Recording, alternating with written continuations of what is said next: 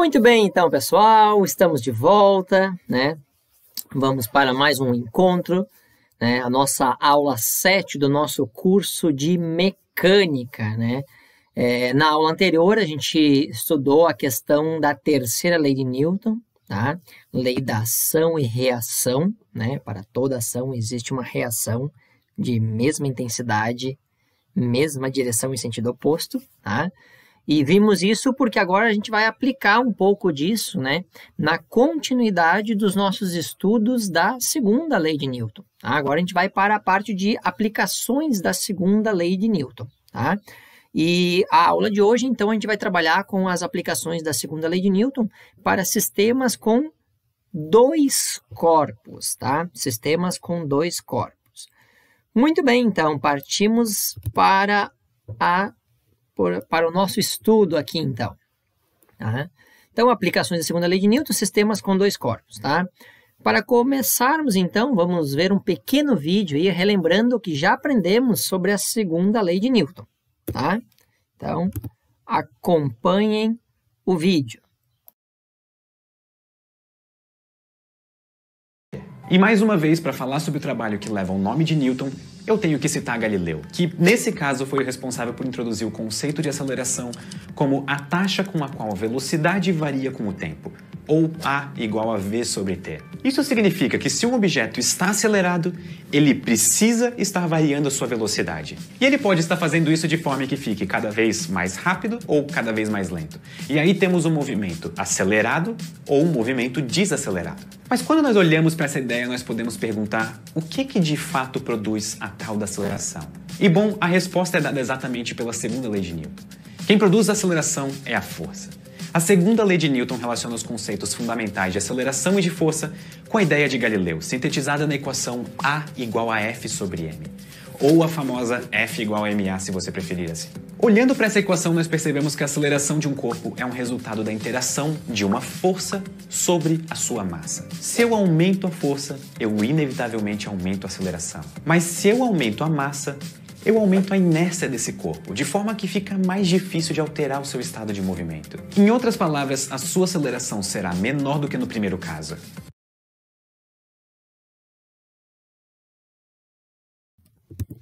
Muito bem, então, isso é só para relembrar o que a gente já havia estudado, tá?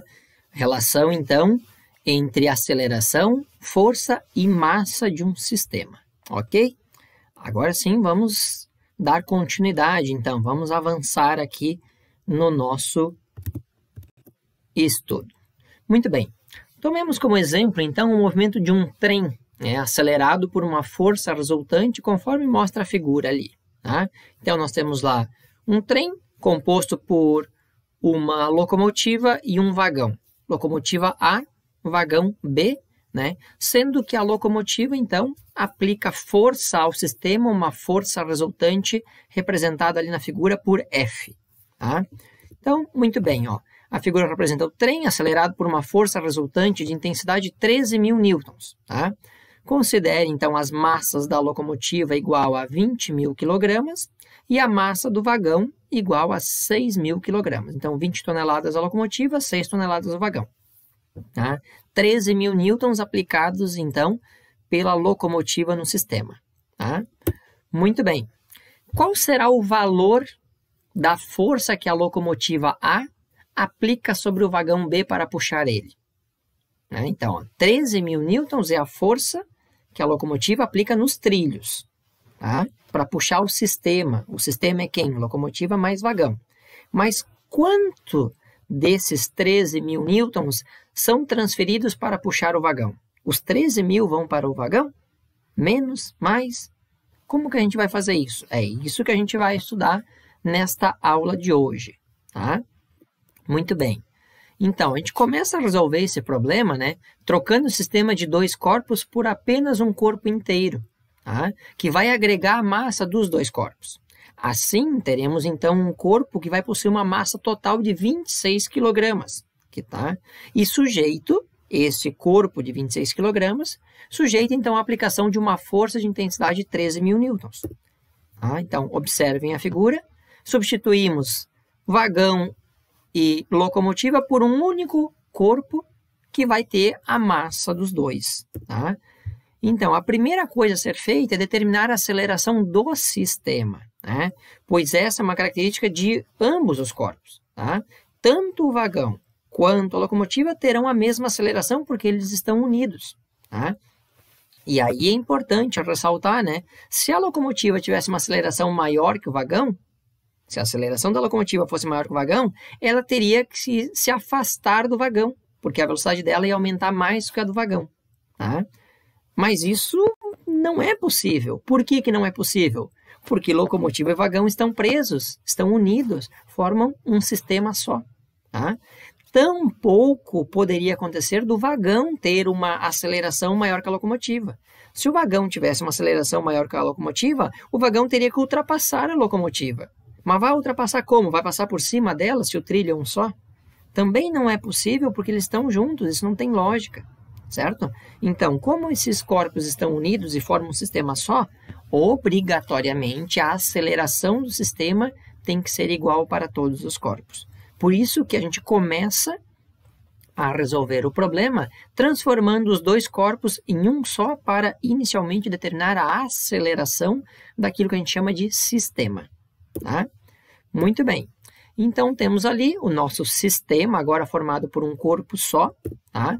Os dados que a gente tem para o sistema é a força aplicada no sistema todo, 13.000 newtons, a massa do sistema vai corresponder à massa do corpo A mais a massa do corpo B, portanto, 26.000 quilogramas, e queremos determinar a aceleração do sistema. Se temos massa e força para descobrir a aceleração, aplicamos o quê? A segunda lei de Newton. Força resultante vai ser igual à massa do sistema vezes a aceleração do sistema. Então, a força resultante, quem é a massa do sistema? É a massa de A mais a massa de B, multiplicado pela aceleração do sistema, tá?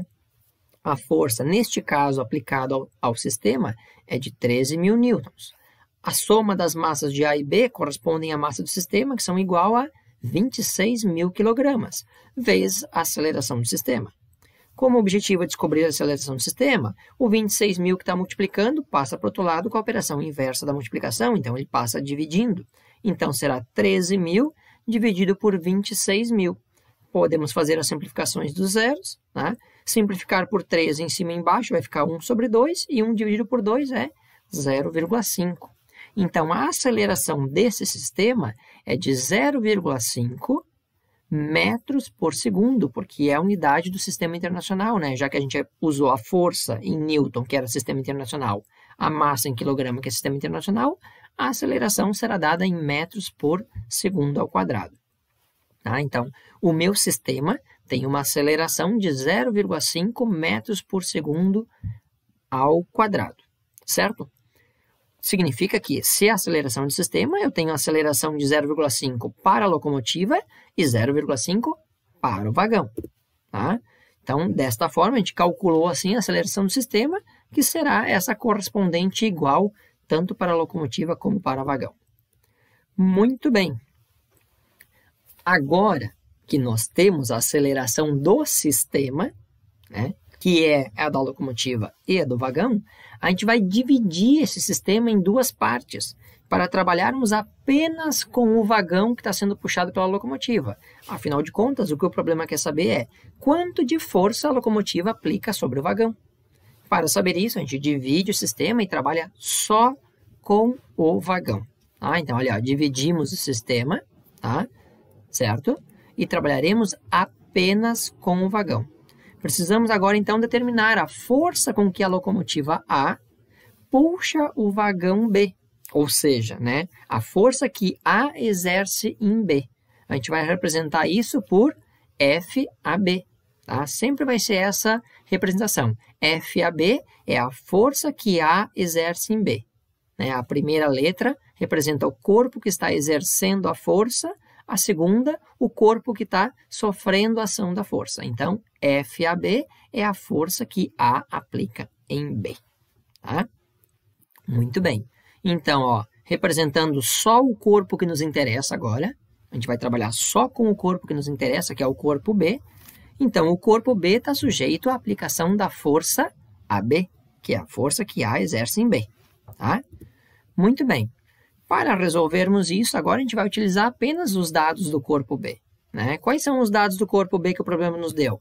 A massa do corpo B, 6.000 kg, a aceleração do corpo B, que é a mesma aceleração do sistema que calculamos inicialmente, 0,5 metros por segundo ao quadrado, e agora a gente calcula a força que A aplica em B, a força com que a locomotiva puxa o vagão, tá? E como que a gente vai calcular esta força que A aplica em B, né? A gente vai calcular esta força que A aplica em B aplicando a segunda lei de Newton. A força que A aplica em B será a massa de B vezes a aceleração do sistema. Importante, gente. Como eu quero calcular a força que A aplica em B, né, eu tenho que trabalhar com a massa do corpo que está sofrendo a ação da força. Quem é que sofre a ação da força aplicada pelo corpo A? O corpo B. Portanto, eu uso a massa de B, que é quem está sendo puxado pelo A. Tá? Então, a força que A aplica em B vai ser a massa de B, 6.000 kg, vezes a aceleração do sistema, que é igual para os dois corpos, portanto, 0,5. 6.000 vezes 0,5 é igual a 3.000 newtons, tá? Então, a força que a locomotiva aplica no vagão, neste caso, é uma força de 3.000 newtons, tá? Muito bem. Então, ó, do total de força exercida pela locomotiva de 13.000 newtons, apenas 3.000 foram exercidos sobre o vagão, o que significa que os outros 10.000 newtons correspondem à força necessária para acelerar apenas a locomotiva. Tá? Então, se 3.000 vai para o vagão e o total era 13, quanto sobrou para a locomotiva? 10.000 newtons para acelerar só a locomotiva. Por que eu preciso de mais força para a locomotiva do que para o vagão, professor? Simples, porque a inércia, a massa da locomotiva é maior do que a inércia, a massa do vagão. Corpos com maior massa precisam de uma força maior, né, para terem o mesmo efeito de aceleração no corpo. Tá? Então, ó, é importante também lembrar, gente, né, que assim como a locomotiva aplica 3.000 newtons de força no vagão B, o vagão B, respeitando a terceira lei de Newton, né, se a locomotiva aplica em B 3.000 newtons de força, o corpo B, o vagão B, terá que aplicar na locomotiva uma força de mesma intensidade, portanto, 3.000 newtons, mesma direção horizontal, porém em sentido contrário. Então, a força que o vagão aplica na locomotiva é para trás, né? O vagão puxa a locomotiva para trás. Por isso que dos 13.000 newtons de força que a locomotiva aplica total, para ela sobram apenas 10.000, porque serão o total 13.000, menos a força que ela aplicou no corpo B, já que o corpo B vai puxar com a mesma intensidade no sentido oposto. Por isso que sobram 10.000 apenas para a locomotiva. Tá? Isso é a aplicação da terceira lei de Newton. Ok? Muito bem, vamos adiante. E se ao invés de termos uma força puxando um corpo, nós tivéssemos então uma força que estivesse empurrando, né, um corpo, como é o caso de uma barcaça, né, sendo empurrada por um barco, né, conforme mostra a figura ali, ó, tá? Qual seria a força aplicada pelo barco na barcaça? A gente vai trocar ali a figurinha do barco e da barcaça, né, por blocos para facilitar o nosso entendimento, mas é a mesma coisa. Então eu tenho lá o barco representado pelo bloco A, tá? O barco tem uma massa menor, a barcaça que leva toda aquela carga, representada pelo bloco B, que tem uma massa maior neste caso. Tá? Então agora eu tenho o barco A exercendo força em B, empurrando ele em vez de puxando, como era o caso da locomotiva. Tá? A gente vai resolver exatamente da mesma forma inicialmente, né? A gente vai considerar os dois corpos como um momento de massa total. Tá? A forma de resolver quando o sistema está sendo empurrado ou quando ele está sendo puxado é a mesma. Tá? Então, verifiquem, a gente tem ali, ó, quais são os dados que a gente tem para o sistema. Tá? Agora a gente está propondo esses dados aí. O corpo A tem 3 kg, o corpo B 5 kg e a força, né, que o barco está exercendo no sistema todo é de 40 newtons. Tá?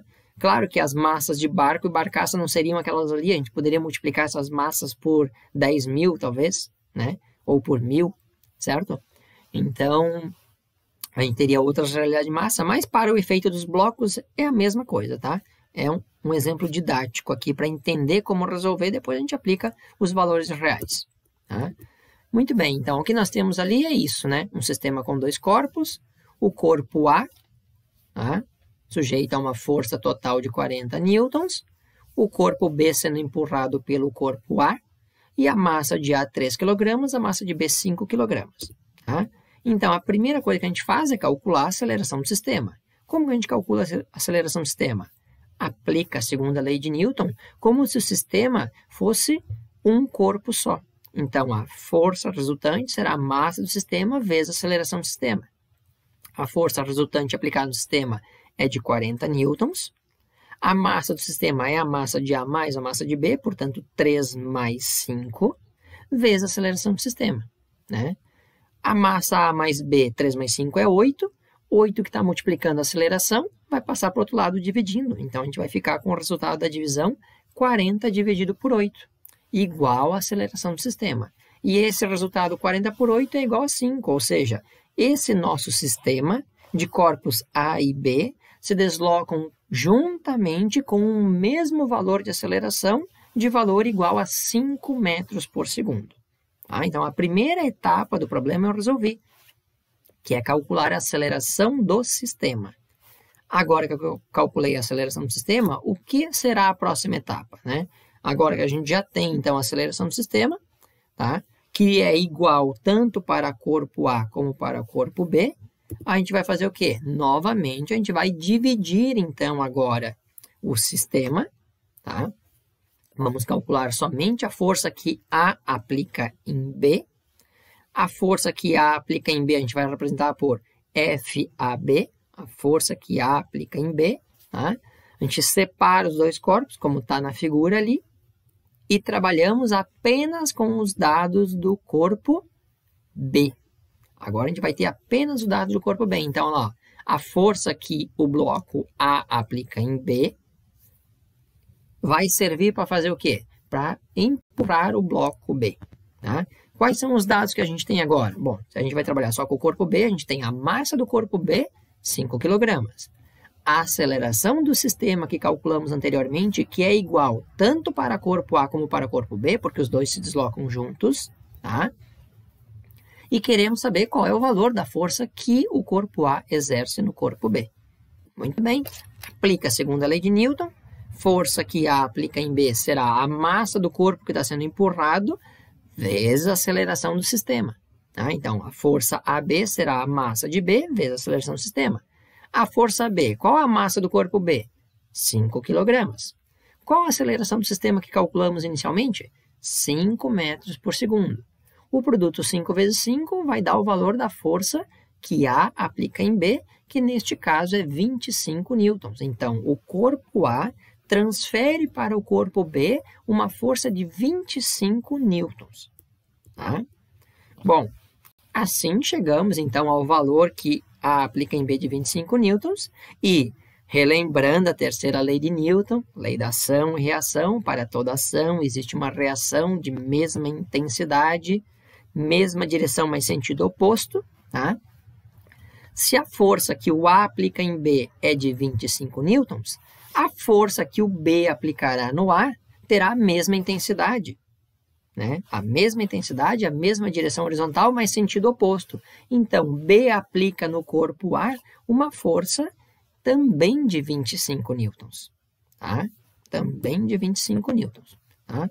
E com isso, então, a gente fecha essa ideia da aplicação das leis de Newton para sistemas formados por dois corpos. Tá? Sistemas formados por dois corpos, sejam os sistemas em que um corpo puxa outro ou sistema em que um corpo empurra outro. Maneira de resolver, sempre a mesma. Inicialmente determina a aceleração do sistema, juntando os corpos e transformando num só. Calculou a aceleração, separa o sistema e trabalha só com o corpo que está sujeito à aplicação da força, né? Ou sendo puxado ou sendo empurrado. Certo? Muito bem. Então, nosso atendimento fica marcado aí para o dia 1º/6, como a gente havia previamente combinado, terça-feira à tarde, das 15 às 16 horas, tá? E vocês ficam com 2 exercícios, então, para exercitar este conteúdo que trabalhamos. Muito bem, né? E com isso, então, a gente finaliza, né? Finalizamos a nossa aula de hoje, tá? Nossa aula dessa aula 7 da aplicação das leis de Newton para sistemas com 2 corpos, tá? Muito bem, então. É isso aí, pessoal. Fiquem bem, cuidem-se, né? Cuidem de suas saúdes e até a nosso próximo encontro. Valeu, um abração, tudo de bom!